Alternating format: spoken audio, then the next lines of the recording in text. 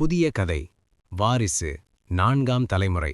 கதையின் கருப்பொருள்: பாரம்பரிய உரிமையை மட்டும் அடிப்படையாக கொள்ளாமல் உண்மையான திறமை, உழைப்பு, உள்ளார்ந்த அர்ப்பணிப்பு ஆகியவற்றுக்கே தலைமையை கொடுக்கும் ஒரு நவீன சிந்தனை.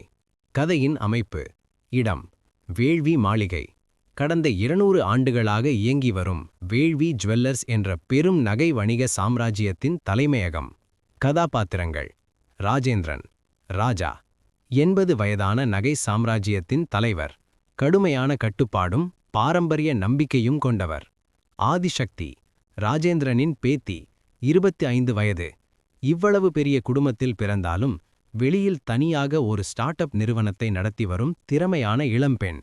அர்ஜுன், பாரம்பரிய வாரிசு என்று கருதப்படும் ராஜேந்திரனின் பேரன், வீட்டின் மூத்த மகனின் மகன். கதை: ராஜேந்திரன் மறைந்த பிறகு அவரது உயில் குடும்பத்தையே அதிர்ச்சியில் ஆழ்த்துகிறது. அந்த உயிலில் இந்த சாம்ராஜ்யத்தின் அடுத்த தலைவர் ஆணோ பெண்ணோ என்ற அடிப்படையில் தீர்மானிக்கப்படக்கூடாது என்று தெளிவாக எழுதப்பட்டிருந்தது.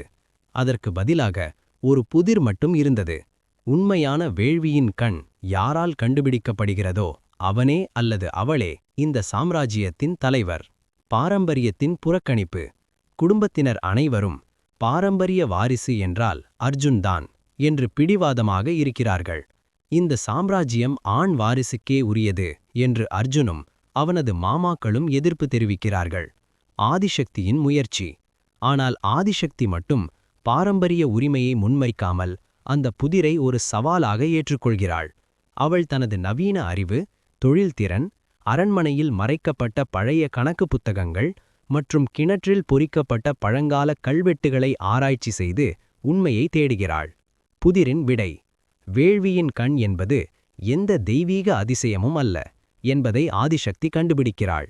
4 தலைமுறைகளுக்கு முன்பு இந்த குடும்பத்திலிருந்த ஒரு பெண், ராஜேந்திரனின் மூதாதையருள் ஒருத்த, தன் கண்ணீராலும் உழைப்பாலும் இந்த நகை சாம்ராஜ்யத்தின் முதல் தங்கக்கடையை தொடங்கியவள்தான் உண்மையான வேள்வியின் கண் என்பதை வெளிப்படுத்துகிறாள்.